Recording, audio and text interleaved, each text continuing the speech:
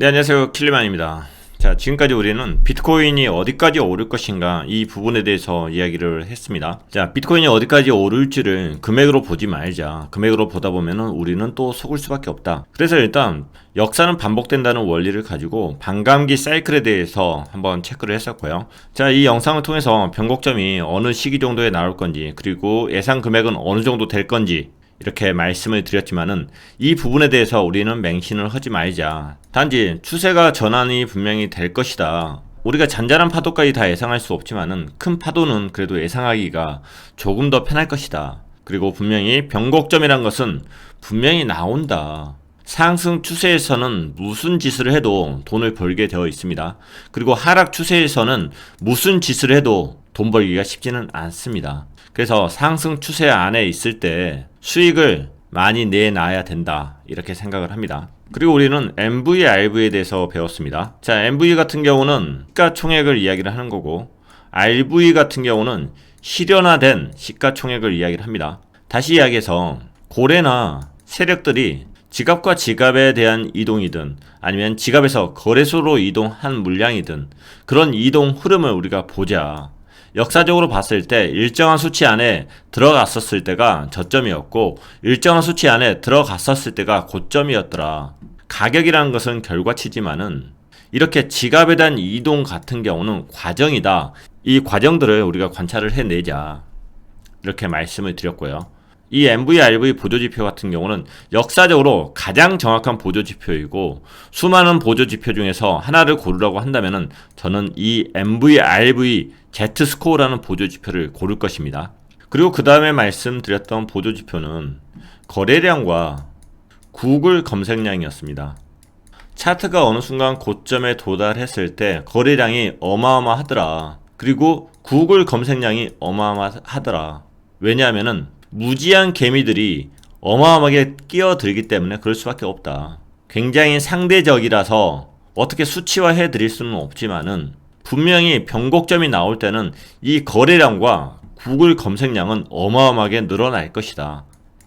그 부분을 우리가 관찰을 해내야 된다, 이렇게 말씀을 드렸습니다. 자, 오늘 이 시간에는 무엇에 대해서 이야기를 할 거냐면은 김푸와 역푸에 대해서 말씀을 나누도록 하겠습니다.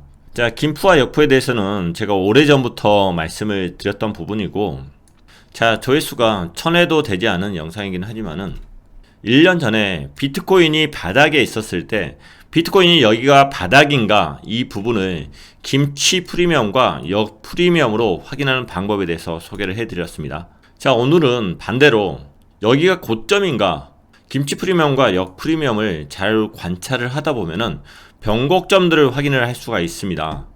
자, 1년 전만 하더라도 김치 프리미엄을 차트상에 띄워놓고 보는 사람들이 많지 않았지만은 지금은 꽤 많은 트레이더들이 김치 프리미엄 차트를 같이 띄워놓고 보는 것들을 확인을 할 수 있고요. 다시 이야기해서 변곡점을 볼 때만 도움이 되는 게 아니라 단기 트레이딩을 할 때마저도 보조지표로 괜찮더라. 자, 이 부분에 대해서 한번 이야기를 나눠보도록 하겠습니다.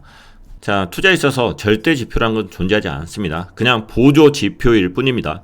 수많은 오류들이 있는 지표인 거고, 그 지표 안에서 보는 사람들의 관점에 따라서 충분히 의견들이 틀릴 수가 있어요.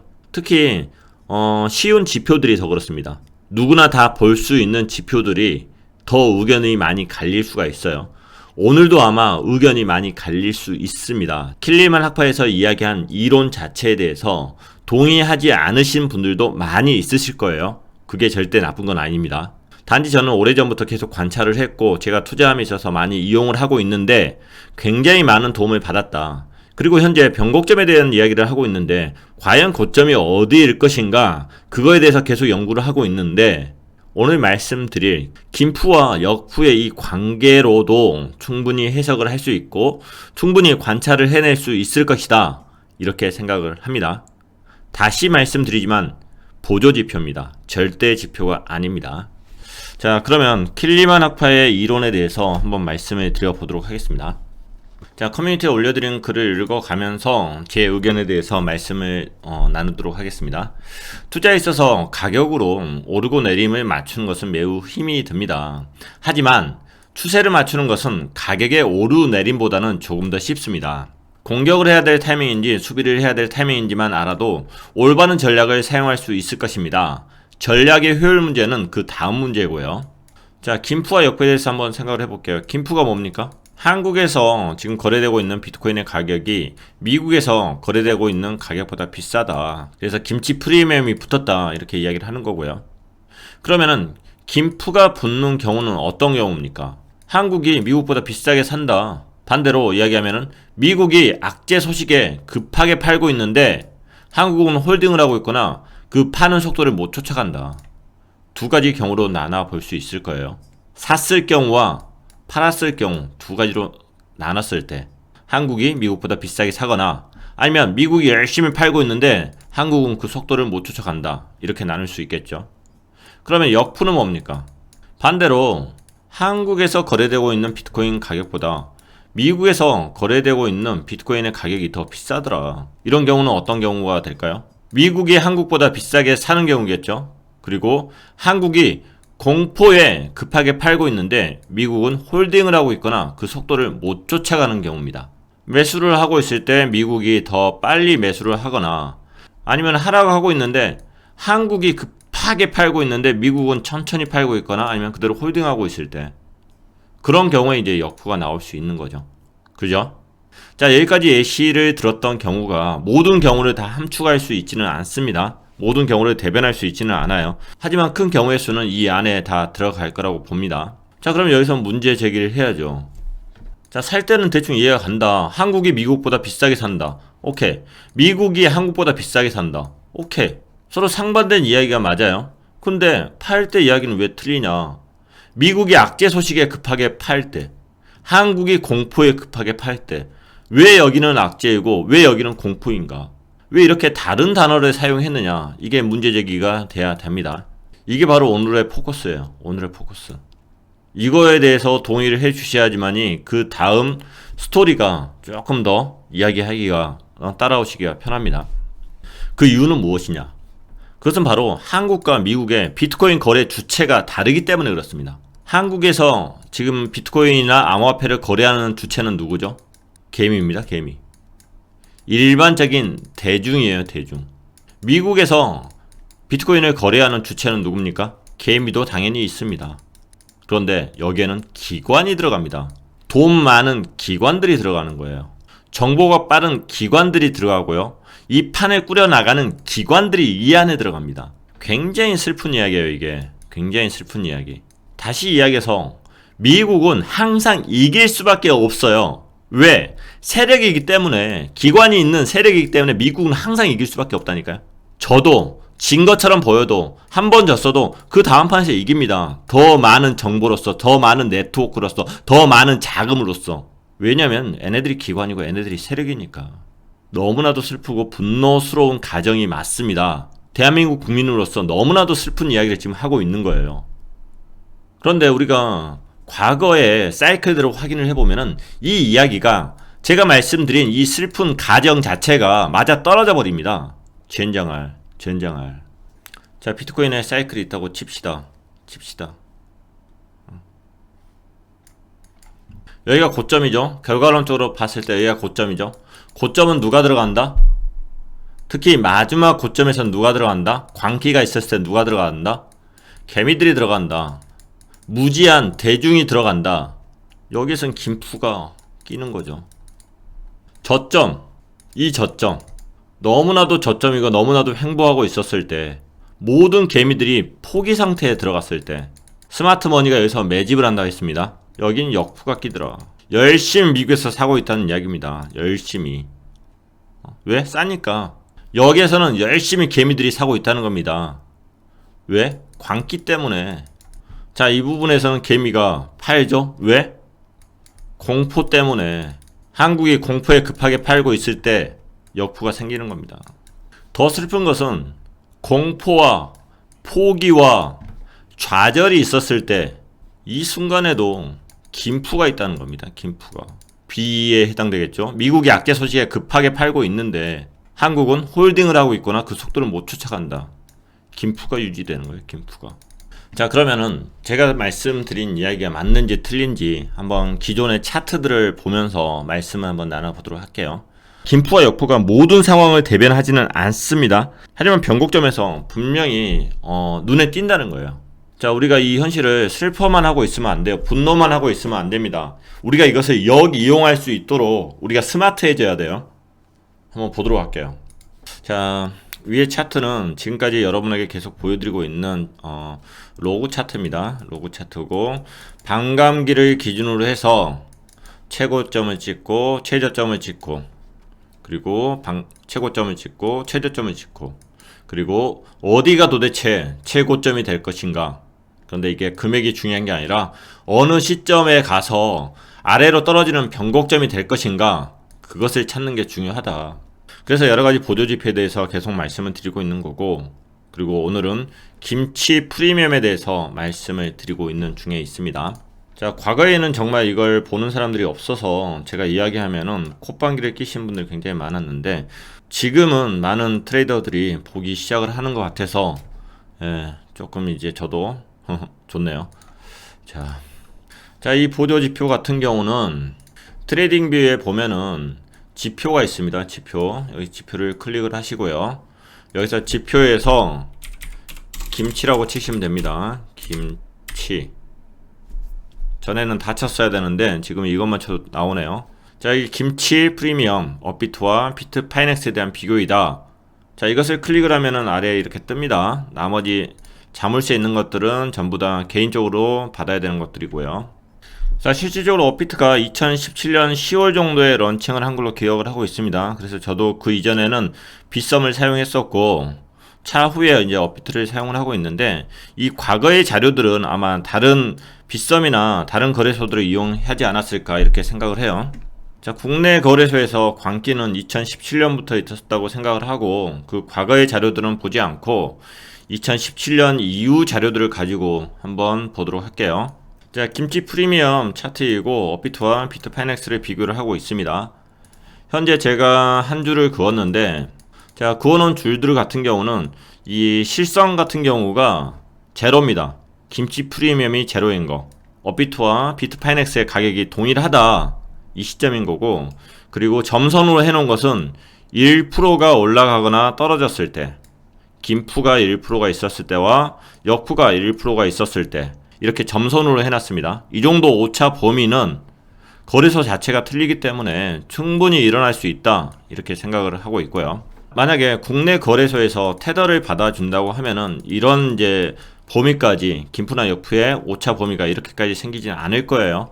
왜냐하면은 김푸가 많이 있는 상황에서는 한국에서 이것을 재빨리 팔고 다시 테더화 시켜서 다른 거래소, 미국 거래소로 보내서 다시 매집해서 비트코인을 다시 한국으로 보내서, 아니면은 속도가 빠른 알트를 빨리 한국으로 보내서 다시 팔아버리면 되는 거고, 이것을 로테이션을 계속 해버리면은 금액은 거의 일치할 수밖에 없어요. 하지만 국내 거래소에서 현재 테더를 수용을 하지 않고 그냥 원화 마켓을 가지고 사용을 할 수 있기 때문에, 자, 이렇게 김푸나 역푸가 계속해서 생길 수밖에 없습니다.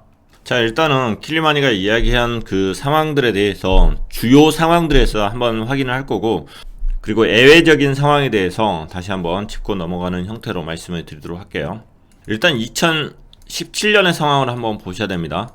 이 시점이 2017년 12월 17일이네요.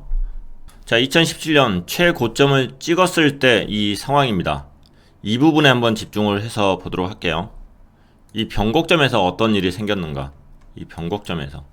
자, 최고점을 찍기 이전에 이 시기부터 해서 이렇게 김푸가 어마어마하게 끼었죠.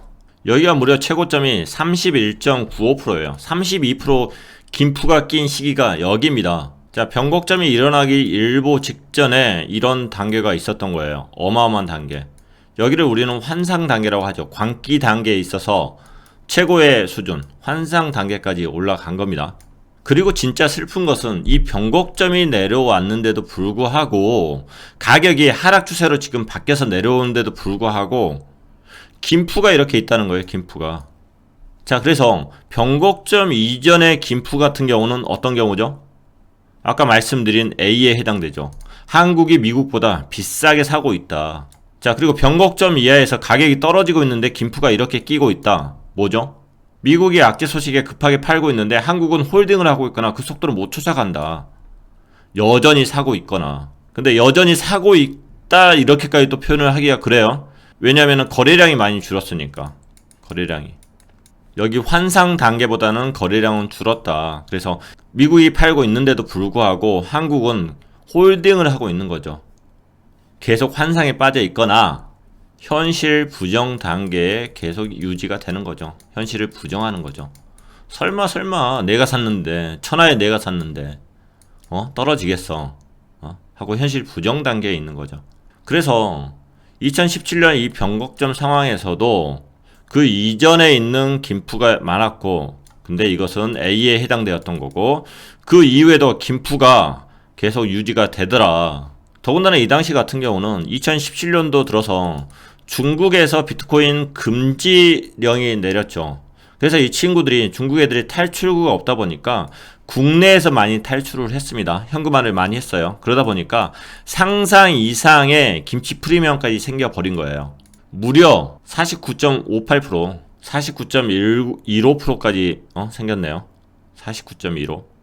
거의 50%예요. 김치 프리미엄 자체가. 근데 가격은 떨어지고 있다. 가격은. 현실 부정 자체가 굉장히 심했었고, 그 현실 부정 단계로만 해석은 되진 않아요. 중국 애들 자금 자체가 국내에서 많이 빠져나가기 때문에 김치 프리미엄이 더 많이 키워진 것은 사실이다. 하지만 이 단계 자체가 현실 부정 단계이다.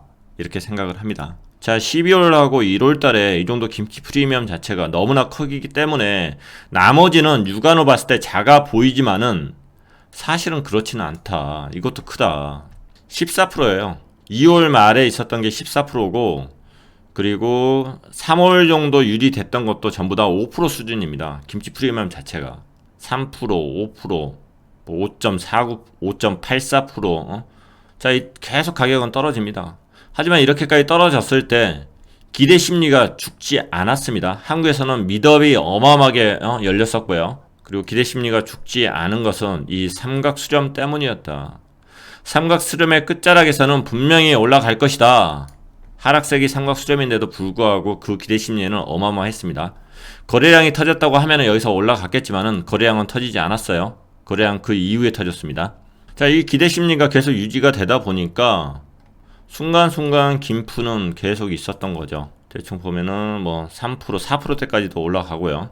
자, 이렇게 현실 부정을 하고 공포에 빠지고 포기를 하고 마지막에 좌절을 하죠. 좌절. 드디어 좌절을 하니까 어떤 일이 생기죠? 여기서 어떤 일이 생깁니까?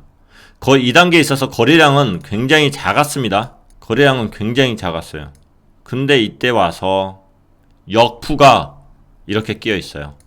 오랜 시간 역푸가 끼어 있는 거죠. 자, 역푸는 어떤 때 낀다? 자, 이것은 D에 해당된다고 봅니다.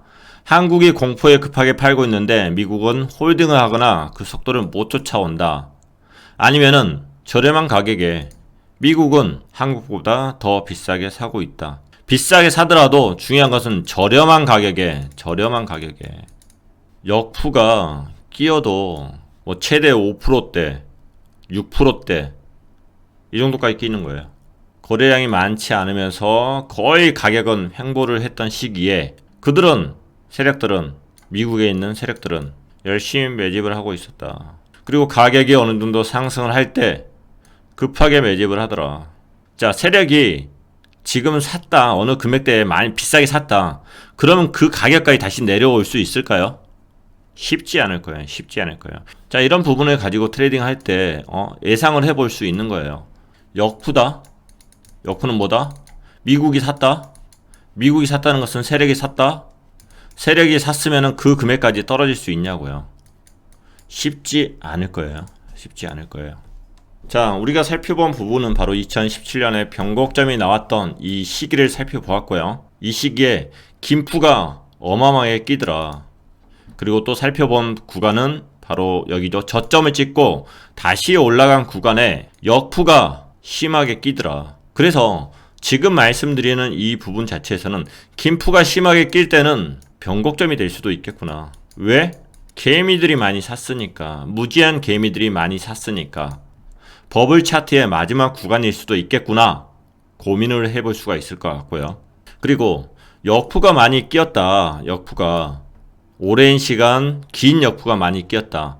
아, 그러면 이것은 미국 애들이 많이 산 거고 세력들이 많이 샀구나. 그러면 여기가 상승을 의미하는 새로운 변곡점이 될 수도 있겠구나. 이런 기준을 하나 마련할 수 있습니다. 이 기준을. 대충 제가 하고자 하는 이야기는 이해는 가시겠죠. 근데 이거 자체만으로 트레이딩을 한다? 힘듭니다. 이건 분명히 현재의 상황, 이 추세를 볼 수 있는 걸로 이용을 해야지 이거 하나만으로 트레이딩 한다? 조금 힘들 수는 있어요. 자, 그래서 예외적인 상황들에 대해서 한번 조금 보도록 할게요. 무엇이 보고 싶냐 하면은 여러분들이 만약에 이 김치 프리미엄을 가지고 추세 전환을 봤다고 하면은 자, 2017년 5월 25일 같은 경우가 김치 프리미엄이 무려 65%에 해당이 됩니다. 그리고 그 이전에도 15% 정도에 해당이 돼요. 여기다 갖다 놓고 킬리마니가 이야기했던 김치 프리미엄이 여기 이렇게 생겼네? 그 이전에 변곡점 이전에 무지한 개미들이 끼어들었네? 환상이고 가격이 떨어질 때도 김치 프리미엄이 많이 있네? 이것은 현실 부정이고 개미들이 현실을 부정하고 있고 미국은 팔고 있다. 더군다나 가격까지 이렇게 떨어지고 있네? 자, 위에 부분 안 보면은 이 순간은 그렇게 보일 거예요. 더군다나 좀 있다가 김치 프리미엄이 이렇게 끼었을 때 가격도 이렇게 떨어져 주네? 와, 이거 킬리만 학파의 이론이 너무나도 많네 하고 여기에서 변곡점으로 생각하고 매도를 쳤다? 어떤 일이 일어나냐고요. 그 다음에 주구장창 오릅니다. 가격이 주구장창. 그래서 이 지표를 가지고서 모든 상황에 대해서 적용을 한다? 위험천만할 수 있습니다. 자, 2017년 초부터 해서 김치 프리미엄이 여기도 작게 보이지만은 여기도 20이에요. 무려 20입니다. 김치 프리미엄. 자, 여기도 20%, 여기는 무려 60%. 이 부분 자체가 제가 봤을 때는 우리가 버블 차트에 있어서 언론 보도가 증가하기 시작한 시기이고요. 그리고 광기 단계에 들어가는 거고 열광과 탐욕이 있었던 시기라고 생각을 해요. 그리고 중국에서 암호화폐 제재를 하다 보니까 중국 자금이 한국 쪽으로 많이 몰리던 시기이다. 이렇게 생각을 합니다. 자, 그래서 김치 프리미엄이라는 게 변곡점에서만 나오는 게 아니라 광기 단계에서도 계속적으로 나온다. 왜냐하면 광기 단계라는 것은 계속적으로 개미들이 뛰어드는 거기 때문에 이 시기에 한국 개미들이 많이 뛰어들 수밖에 없다. 이렇게 생각을 해요. 그리고 또 하나 관찰해야 될 포인트가 뭐냐면은 자, 그리고 2020년 3월 12일 날 보면은 이런 게 나와요. 가격이 무려 52%가 떨어집니다. 가격이 떨어지는데 김치 프리미엄이 무려 8%대가 생성이 돼요. 이런 경우는 뭐죠? 이런 경우가 바로 B에 해당되는 거죠. 자, 3월 12일이면은 무슨 날이죠? 코로나 팬데믹 선언이 있었던 날이에요. 팬데믹. 불확실성 때문에 미국의 모든 펀드 매니저들이 모든 자산을 팝니다.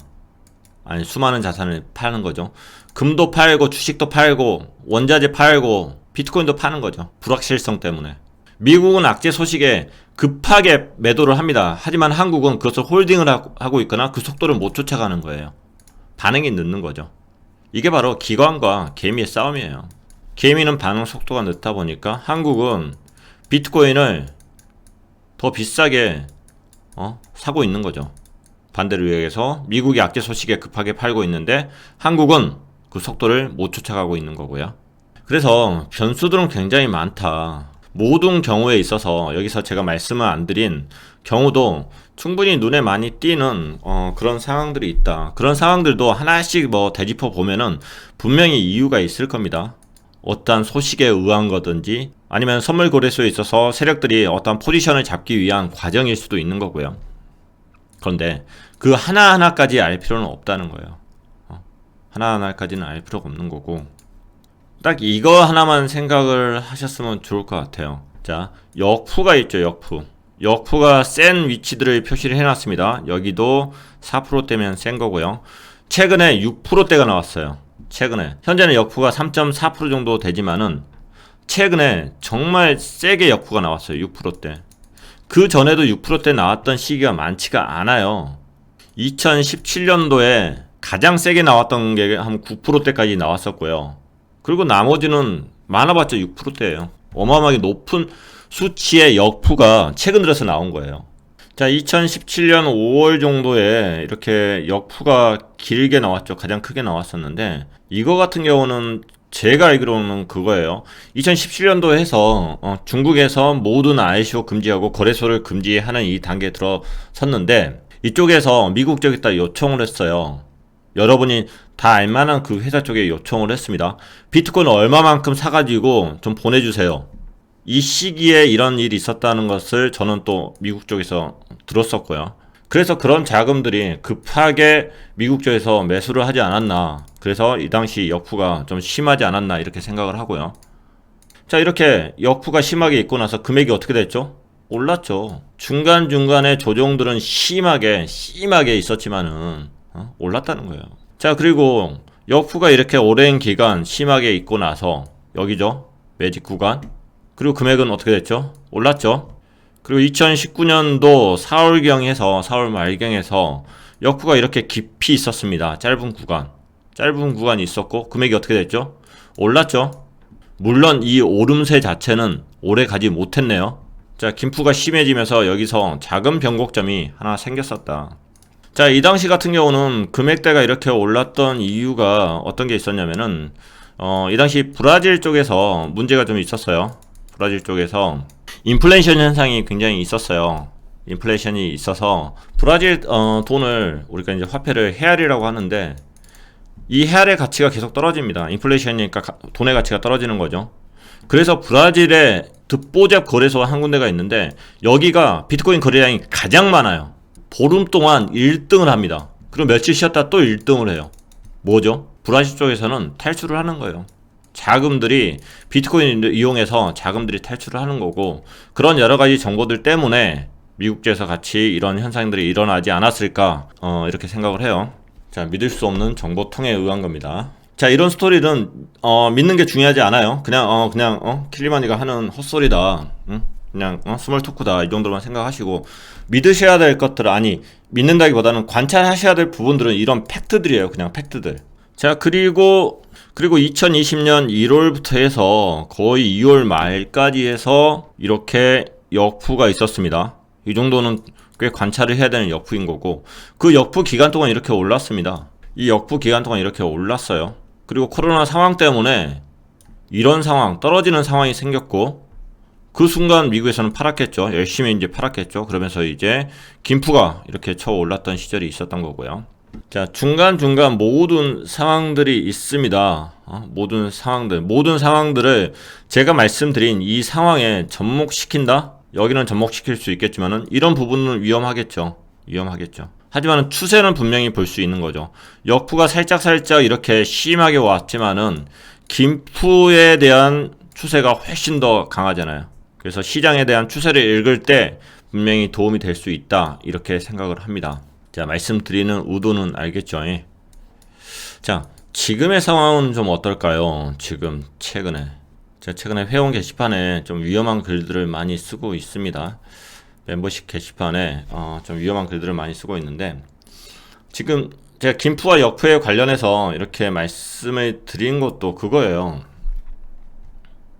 저는 이것을 이제 계속 관찰을 하고 있는데, 자, 이건 멤버십 게시판에 썼지만은 제가 오픈을 하지는 않았어요. 어떤 결과가 나온지 좀 보고 싶어서 이대로 이제 저만 볼 수 있는 멤버십에다가 기록을 한번 해서 체크를 한 거고요. 방금 전에 역푸가 6.5%까지 치솟았습니다. 이것은 미국 헤지 펀드들의 가격 상승에 대한 강한 의지라고 생각을 합니다.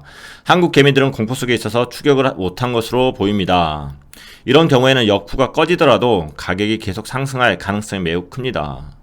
자, 지금 체크해 보니까 한 6.15% 정도가 최고였네요. 6.5%는 제가 약간 오버였나? 잠깐만요. 시봉으로 볼까? 6.47%까지도 올라갔어요. 시봉으로 보니까 나옵니다. 그래서 한 6.5%가 오버는 아니었고, 제가 제대로 봤던 건 이제 맞는 거고. 자, 이 단계가 나오고 나서 중요한 지점들을 계속적으로 뚫고 있어요. 뚫고 있는 느낌이 들어서 저는 그렇게 이제 오픈을 또 했죠. 자, 그래서 제 이론이 맞았길래 다음날은 제가 다른 멤버십들이 보실 수 있도록 이렇게 이제 글을 올렸고요. 그리고 그 다음날 또 가격이 좀 주춤하더라고요. 자, 그러면은 한번 생각을 해보시죠. 자, 2월 들어서 급작스럽게 역푸가 증가를 했습니다. 역푸의 크기도 6%대면 굉장히 큰 거고요. 이 경우는 어떤 경우죠?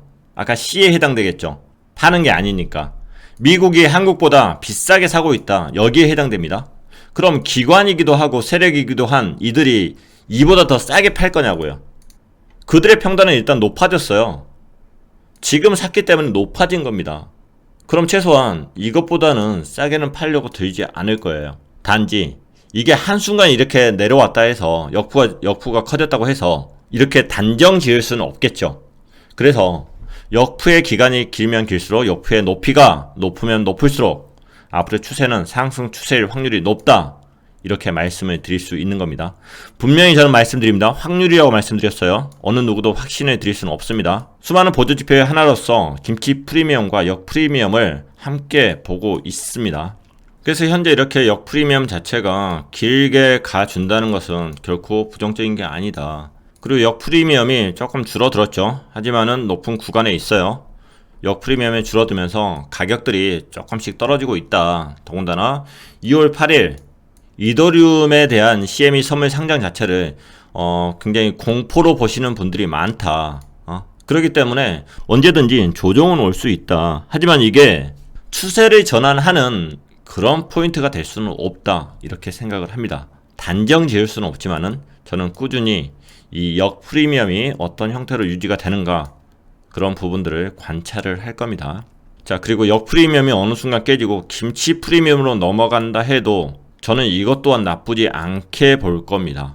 왜냐하면은 김치 프리미엄 같은 경우는 고점에서 변곡점을 만들 때 많이 생성되기도 하지만은 언론 보도를 통한 관심이 늘었을 때도 생기는 거고 광기의 단계에 들어가도 생기는 거더라. 그래서 지금 현재 단계에서 이게 김치 프리미엄으로 바뀐다 해도 제 입장에서는 굉장히 긍정적으로 바라보지 않을까 이렇게 생각을 하고요. 그리고 나중에 가서 제가 관찰할 게 뭐냐면은 제가 관찰하고 싶은 것은 이 부분이에요. 인간의 탐욕과 광기는 계산을 할 수 없다고 생각을 합니다. 너무나 새로운 광기들이 생기기 때문에 계산을 할 수가 없는데 공포라는 것은 어느 정도 계산이 된다고 생각을 해요. 홀더기 때문에 유한한 존재잖아요. 새로운 개미들이 들어오지 않고 유한한 존재가 느끼는 공포이기 때문에 그리고 그 공포들은 대충 노출이 됩니다. 커뮤니케이션도 노출되고 그렇기 때문에 그건 약간의 계산이 된다고 생각을 하고 그래서 반감기 사이클에서 비트코인이 얼마까지 갈 것인가 그 부분을 계산한 것도 저는 공포를 계산을 했던 거고요. 그리고 또 이제 관찰하고 싶은 부분은 이거예요. 변곡점이 나오고 나서 김치 프리미엄이 유지되는 이 단계 이런 단계에 간다고 하면 저는 굉장히 주의를 할 거고 경계를 할 겁니다. 그리고 변곡점이 아닌데 조정 단계에서도 동일한 현상이 나오기 때문에 결코 김치 프리미엄, 역 프리미엄 이 관계를 맹신하지는 않을 겁니다. 절대로. 그럼 이 두 개를 어떻게 넌 구별을 해낼 것이냐 이렇게 물으신다면 쉽지 않죠. 절대 쉽지 않습니다. 쉽지 않은데 결국에는 다른 보조지표죠. 결국에는 MVRV Z스코어를 볼 겁니다. 자, 김치 프리미엄으로 내가 언제 경계 단계에 들어가야 되느냐 그 관찰은 MVRV Z스코어로 볼 겁니다. 레드존에 들어갔느냐 안 들어갔느냐 레드존에서도 수많은 무빙들이 있을 겁니다. 충분히 오버할 수도 있는 거고 충분히 도달하지 않을 수도 있습니다. 최소한 저는 여기서 속을 거예요. 어차피 저는 속을 겁니다. 그런데 이 레드존 안에 들어갔었을 때 속고 싶다 이렇게 생각을 해요. 이 안에서 이 안에서 무빙 되는 것은 그냥 무시하겠다. 자, MVRV Z스코어 본 김에 다시 한번 이거 하나 말씀드릴게요. 자, 이 부분 잠깐 확대를 해볼게요. MVRV Z스코어가 올라가면서 떨어졌어요. 그리고 다시 어느 정도 이제 회복을 했죠. 자, MVRV Z스코어가 수식은 다르지만 이렇게 설명을 드릴게요. MVRV Z스코어에서 이 숫자가 올라가려면은 MV가 올라가면 되는 거죠. 전체 시총이 올라가면 되는 거예요. 그러니까 세력들이 지갑에서 서로 주고받은 것보다는 시총이 올라가서 세력들이 주고받은 금액보다 훨씬 더 많이 올라갔다. 그러면은 수익 실현을 하고 싶은 심리가 매도 심리가 많이 생기겠죠. 그게 바로 이 윗단계라고 말씀을 드렸죠. 반대로 여기서 올라가다가 지금 여기서 떨어졌네? 올라가다가 여기 떨어졌네? 과연 이 떨어졌을 때 이 과정은 무엇인가? 떨어진다는 것은 MV가 떨어질 수도 있죠. 전체 시총이 떨어질 수도 있어요. 근데 전체 시총 해봤자 이 찔끔 떨어졌네? 찔끔? 큰 의미가 없다는 거죠. 찔끔 떨어졌잖아요. 찔끔. 그러면은 이게 전체 시총에 의해서 떨어진 그것보다 더 중요한 것은 RV가 올라가는 거죠. 분모의 숫자가 올라가니까 이 Z값 자체가 떨어지는 거예요. 분모의 숫자가 올라가니까. 분모. 그럼 이 분모의 숫자가 올라가는 것은 어떤 의미죠? 최근에 지갑과 지갑에 대한 이동이 있었다. 최근에 지갑과 지갑에 대한 이동이 있었다. 이게 거래소로 이동하는 게 아니라면은 얘네들의 평단은 올라가 버리는 거예요. 평단이 올라갔다. 거래소로 이동했으면 팔기 위한 거기 때문에 아래로 떨어지는 것 자체가 공포여야 되는데 지갑에서 지갑으로 이동을 했다. 아니면 거래소에서 개인 지갑으로 이동을 했다. 그래서 떨어졌다. 그렇다면 이건 공포가 아닌 거예요. 얘네들이 평단이 더 올라갔기 때문에 우리는 더 안심을 할 수 있는 거예요. 안심 있는 베팅을 할 수 있는 거예요. 세력들 평단이 올라갔네? 그러면 조금 더 올라갈 수 있겠네? 설마 쟤네들 평단이 올라갔는데 수익 실현을 위한 매도 심리가 있겠어? 수익 실현을 위한 매도 심리는 조금 더 떨어졌겠네? 그러면은 방향성은 아직 위에 있는 거죠. 그래서 제가 게시판에 올려드린 부분들이 그런 거예요. 자, 이건 제가 일반 게시판에 그냥 올려드린 내용인데 그레이스케일이 1월 19일날 16,000개가 증가를 했습니다. 샀다는 거죠. 거래소에서 개인 지갑으로 넘어왔다는 거예요. 그레이스케일 지갑으로 넘어왔다는 거예요. 뭐다? 평단이 올라갔다. 얘네들 평단이 올라갔다. 그래서 MV, RV, Z스코어의 수치는 Z스코어가 떨어졌다. 이것은 긍정적인 거다. 왜? 세력들의 평단이 올라갔으니까. 읽어내실 수 있어야 돼요. 그리고 또 무슨 일이 있었죠? 자, 이것도 일반 게시판에 올려드렸던 내용이고요. 채굴풀의 비트코인 유출량을 보여주는 차트입니다. 최근 들어서 채굴풀의 비트코인 유출량이 늘어난 것을 확인을 할 수 있습니다. 지금 이 부분이 채굴풀에서 늘어난 거기 유출이 되는 거예요. 자, 이번 가격 하락의 원인은 채굴풀의 수익 실현이 있겠구나 하는 생각이 들었습니다. 유출은 거래소로 이동했을 수도 있고 개인 지갑으로 이동했을 수도 있습니다. 자, 이런 부분들이 Z스코어 자체를 낮추는 거예요. 자, 조사를 해보면은 지금 채굴풀에서 나가는 것은 F2 풀에서만 지금 나가고 있습니다. 물량 자체가 꽤 많은 물량이 지금 판매가 되고 있어요.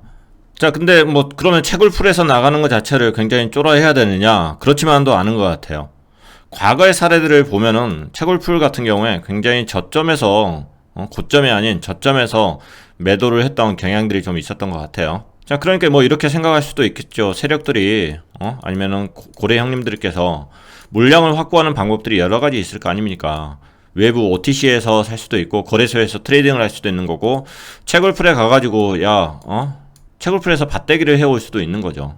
과거의 역사들을 보면은 이게 채굴풀에서 물량이 지금 판매되고 있다. 이 부분을 굉장히 두려워할 이유는 없다. 이렇게 생각을 하는 거고. 그래서 제 결론은 이거예요.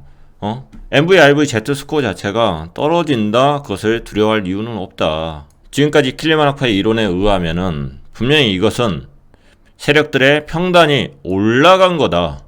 올라간 거다. 평단이 올라갔다. 뭐다? 가격은 여전히 상승 추세로 갈 확률이 굉장히 높다. 이렇게 생각을 해볼 수 있는 것 같아요. 자, 무슨 이야기하다 여기까지 왔죠? 그거였죠. 김푸하고 역푸를 그대로 있는 그대로만 트레이딩에 적용시키기는 위험하다. 단지 그걸로 추세를 볼 수 있는 것이다. 킬리마니가 이야기하는 그런 흐름으로 가는 경우도 굉장히 많이 있었지만 아닌 경우도 있더라. 그러면 그게 긴 경우와 아닌 경우를 확인하려면 어떻게 해야 될까? 킬리마니는 그때도 MV, RV, Z스코어의 차트를 확인을 할 거고 그때 레드존 안에 있다고 하면은 김푸, 역푸 차트에도 한번 속아볼만 하지 않을까 이렇게 생각을 하는 거예요. 자, 여기까지 합시다. 자, 여러분들이 보셨을 때 좀 어떻습니까? 자, 여러분들이 트레이딩은 안 하더라도 김푸와 역푸 차트를 같이 띄워놓고 여러분의 멘탈을 잡는 데 있어서 좀 도움이 되지 않을까 이렇게 생각을 합니다. 제가 과거부터 김치 프리미엄 차트를 봤던 이유는 그거예요. 헤지 펀드들, 미국 헤지 월가에 있는 미국 헤지 펀드들의 포지션이 과연 무엇인가, 그게 항상 궁금했거든요.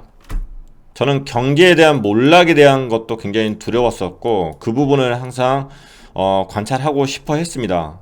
그래서 김치 프리미엄에 있어서 만약에 김치 프리미엄이 굉장히 높은 상태인 거고, 즉 월가 쪽에서는 비트코인을 많이 팔아 제껴 버리고 비트코인도 매각을 해버리고 주식도 떨어지고 금값도 떨어진다. 일단 금값은 그 당시 예외로 뒀고요. 비트코인 가격 떨어지고 주식까지 같이 떨어진다. 그러면은 저는 팬데믹 선언처럼 큰 경제 쇼크가 오는 상황일 수도 있겠다, 이렇게 판단을 하기 위해서 꾸준히 좀 관찰을 했었습니다. 지금 현재는 그런 식으로 관측을 하지 않아요. 현재 비트코인은 실물 경제나 금 가격이나 이런 부분하고 별도로 놀고 있습니다. 별도로. 세력들의 움직임이 확연하게 나오지 않았을 때 제가 관찰해야 될 부분에 대해서 관찰하기 위해서 이것을 계속 사용을 했었던 거고, 지금은 세력들의 움직임이 확연하게 보입니다. 눈에 띄게 보여요. 전통 금융시장이 얼마만큼 비트코인에 관심을 갖고 있는지 눈에 띄게 보여요. 그렇기 때문에 암호화폐 투자에 있어서 그다지 전에 가졌던 그 두려움들은 씻겨져 나가지 않았을까, 이렇게 생각을 하고요. 그리고 수많은 사람들이 현재의 비트코인 이 가격 차트 자체를 2017년 고점하고 비슷하지 않는가, 이런 것 때문에 두려워 지금 하고 있었던 걸로 알고 있습니다. 근데 최근에 와서 제가 역풀을 보면서 6%대의 역풀을 보면서 그런 두려움을 가져야 하나, 이렇게 생각을 해요. 전혀 틀린 흐름이다, 이렇게 생각을 합니다. 그래서 이 부분은 조정인 거지 변곡점이 있었던 구간도 아니고 현재 가격이 정상 회귀 과정에 있는 구간도 아니다, 이렇게 생각을 합니다. 여기서 더 조정이 올 수도 있겠죠. 최고점에서 저항을 맞을 수도 충분히 있습니다. 하지만 여기를 뚫고 나가지 않을까, 이렇게 이제 생각을 합니다. 자, 그리고 현재 역푸는 3%대 유지하고 있고요. 이게 조금 더 오래 갔으면 좋을 것 같고 역푸의 깊이가 좀 더 깊었으면 좋겠다, 이렇게 생각을 합니다.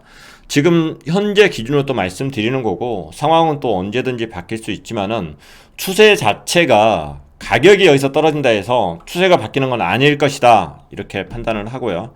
그리고 다시 여기 저점들을 돌파를 해서 떨어진다, 그러면 다시 한번 고민을 하도록 하겠습니다. 자, 오늘 방송이 조금이라도 도움 되셨으면 합니다. 그리고 항상 말씀드리지만은 본인의 0점 조정을 하십시오. 본인의 소총은 본인이 0점 조정을 해야 내게 됩니다. 킬리마니의 관점은 그냥 킬리마니의 관점일 뿐입니다. 그리고 2월 8일 이더리움에 관련해서, 이더리움 상장에 관련해서 굉장히 두려워하시는 분들이 있는데 저는 그렇게 생각을 해요. 전체 수세는 올라가겠지만은 현재 두려움들이 많다고 하면은 여기서 조정이 올 수도 있다, 이렇게 생각을 합니다. 우리가 그 트레이더들이 선을 많이 긋잖아요. 이리 선 긋고 저리 선 긋고 킬리마니도 보조지표에 대해서 설명을 하고 그런데 이 가격을 맞추려고 긋는 것들이 아니거든요. 가격을 맞추기 위해서 선을 긋고 있다? 웃긴 이야기들이에요. 제가 봤을 때는 그게 아니에요. 어느 누구도 이게 가격이 더 올라갈지 여기서 저항을 맞고 떨어질지 그건 알 수가 없어요. 선을 자꾸 긋는 이유는 그겁니다. 이 선을 뚫었을 때 나는 어떻게 할 것이다. 이 선을 뚫지 못했을 때 나는 어떻게 할 것이다. 그래서 어떤 전략을 가지고 있느냐, 그 전략대로 하는데 네 전략이나 아니면 나의 계산 자체가 틀렸을 때 이것도 항상 열려 있어야 돼요. 틀렸을 때 나는 어떻게 조치할 것인가, 어떤 조치를 할 것인가, 이게 중요한 거예요. 가격만 보고 있으면 내동매매 합니다. 내동매매 하기 전에 그 선들이 있어야 돼요. 본인만의 선. 그래서 이게 돌파를 했을 때 나는 어떻게 할 것이다. 나는 돌파할 것 같아. 그래, 나는 홀딩 할 거야. 근데 내 계산이 틀렸으면 어떻게 할 것인가. 자, 투자의 3대 요소에 대해서 말씀을 드렸죠. 투자라는 것 자체는 자금이 있어야 됩니다. 이 자금이라는 것은 시간을 견딜 수 있는 자금이어야 된다. 왜냐하면은 두 번째가 시간이기 때문에 내가 샀다 해서 바로 오르거나 그렇지 않아요. 이 시간의 뜸이라는 것을 충분히 들여야 됩니다. 그리고 세 번째가 전략을 세울 수 있어야 된다. 가장 중요한 것은 자금의 성격이 시간을 견딜 수 있는 자금이어야지 전략을 세울 수 있다, 이렇게 말씀을 드렸는데 이 개인이 할 수 있는 전략이 뭐가 있냐고요. 매수하느냐, 매도하느냐, 현금 포지션을 얼마만큼 가지고 갈 것이냐, 이거밖에 없지 않아요? 이 비중을 결정하는 게 전략인 거예요. 이 비중을. 이 비중이라는 것 자체는 내가 맞았을 때, 내 예상치가 맞았을 때와 전략과 내 예상이 틀렸을 때 전략. 그래서 가격으로 본다고 하면은 가격이 올랐을 때도 나는 오케이. 가격이 떨어져도 나는 오케이. 그 전략들이 있다니까요. 그게 현금 비중인 거고. 두려우면은 조금 덜어내면 되는 거예요. 시간을 견디지 못할 것 같으면은 조금 덜어내면 되는 거예요. 무서워가지고 내동매매를 한다? 어리석은 거예요. 질 수밖에 없어요. 세력들은 우리의 심리를 가지고 노는데 우리의 심리가 놀아날 건데 어차피 속을 건데. 그래서 두려움이 있다고 하면은 전략을 미리 세우세요. 전략을. 시간을 견딜 수 있는 전략들을 세우세요. 올라도 좋고 떨어져도 좋고.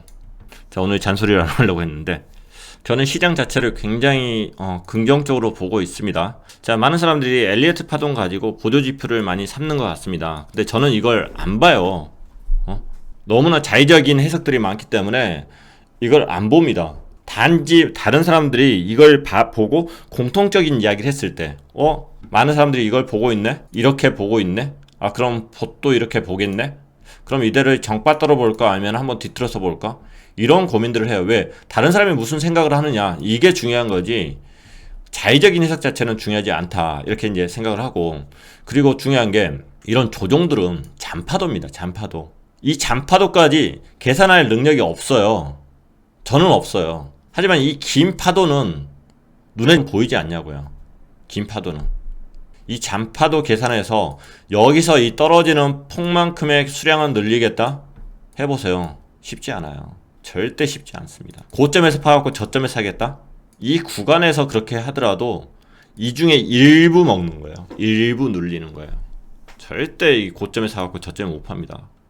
떨어지는 거 보고 팔고 다시 오르는 거 보고 사고. 이 폭 자체가 굉장히 작은 폭이다. 작은 수익을 위해서 큰 수익을 포기하실 수 있어요. 여러분들이 매도를 했는데 내 예상과 틀리게 쭉 올라가 버렸네? 그럼 다시 살 자신이 있으신가요? 대부분의 개미들은 이걸 못해요. 왜 못 사냐고요. 왜 과거의 기억에 집착해 있냐고요. 미래에 올라갈 것인지 더 올라갈 것인지 올라가지 않을 것인지 그걸 판단을 해야 되는 거죠. 그럼 여기서도 전략이 뭐겠어요. 내가 여기서 빠져나왔으면은 이 금액만큼 여기서 또 사면은 여기서 팔고 여기서 다시 샀어. 그러면 이만큼의 수량이 줄었어요. 손실이에요. 손실. 이것도 분할로 접근을 하면 돼요. 일부만 사면 돼요. 일부. 여기에서 20% 샀다. 오케이. 20% 다시 샀어요. 더 오르면 되니까. 지금 우리가 투자하고 있는 것들은 사소한 금액을 벌기 위해서 하는 게 아니잖아요. 많은 금액을 버는 거잖아요. 앞으로도 10배 이상 갈 거고 20배 갈 수 있는 게 너무나 많잖아요. 어떤 종목은 100배까지도 올라갈 수 있는 거고.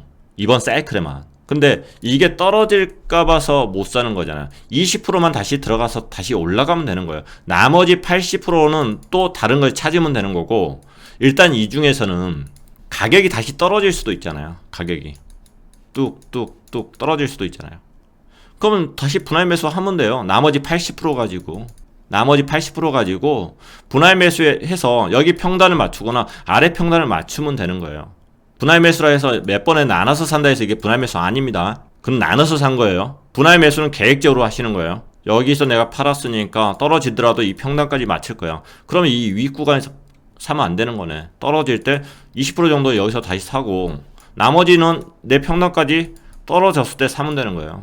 혹시 내 계산이 틀렸을 때 올라갈 거라 생각해서 20% 샀는데 반대로 떨어져 버렸을 때 나중에 낮은 금액까지 기다리면 되는 거예요. 이대로 올라가주면 좋은 거고 안 타고 있는 것보다 20% 탔으니까. 그리고 나머지 금액 같은 경우는 다른 프로젝트도 찾으면 되는 거고. 매수 매도를 두려워하지 마세요. 현금 비중 만드는 것을 두려워하지 마세요. 이게 전략인데 왜 전략들은 없냐고. 팔아라 말아라 지금 이야기하는 거 아니에요. 저는 추세를 굉장히 강하게 긍정적으로 보고 있습니다. 그런데도 불구하고 팔고 싶은 심리들이 생기잖아요. 근데 그 심리가 내동매매면은 안 되는 거다. 충분히 잘못된 투자를 했을 때, 잘못된 판단을 했을 때 매매법을 가지고 있다고 하면은 본인만의 매매법을 가지고 있다고 하면은 그게 다 극복이 되는 거다. 이 말씀을 드리고 싶습니다. 상승장에도 수많은 실수들이 있을 거예요. 그 실수들을 극복을 해낼 수 있는 방법들이 굉장히 많다. 해드리고 싶은 말씀은 많은데 더 이상 하면 또 잔소리인 것 같고, 그리고 여러분들이 더 저보다 더 나으실 거라고 생각을 하는데, 자, 이렇게 트레이딩 관련해서 뭐 이야기하는 게 조심스러워요. 저는 지금 팔아라고 이야기한 것도 아니고 사라라고 이야기한 것도 아니에요. 원칙을 만들라고 말씀을 드리는 겁니다. 그리고 본인만의 잣대를 만드시고 본인만의 0점 조정들을 해 나가셔야지만이 좋은 성과가 있을 거예요. 이번에 수익 많이 낸다 해서 저희가 이쪽 못 떠납니다. 절대. 돈을 벌든 따든 절대 못 떠나요. 평생 할 일이라고 하면은 조금만 더 본인만의 기준들을 만들어 가는 게 좋지 않을까 이렇게 생각을 합니다. 분명히 오늘 영상에서는 의견이 다르신 분들이 많이 있으실 거예요. 그런 분들은 절대 참지 마시고 댓글에다가 본인은 이런 시각으로 본다, 이런 내용들을 이야기를 해주시면 좋을 것 같고요. 그러면은 다른 분들에게 중립적인 시선, 그리고 새로운 시선을 줄 수 있는 좋은 기회이지 않을까 이렇게 생각을 합니다. 그리고 댓글은 존칭 좀 부탁드릴게요. 지나가시는 분들이 그냥 댓글을 읽더라도 기분 나쁘지 않은 댓글들, 그런 어투, 어른스러운 어투로서 저희들은 충분히 대화를 해 나갈 수 있다고 생각을 합니다. 자, 항상 여러분의 성공 투자를 바라는 마음으로 오늘 방송을 마무리하도록 하겠습니다. 감사합니다.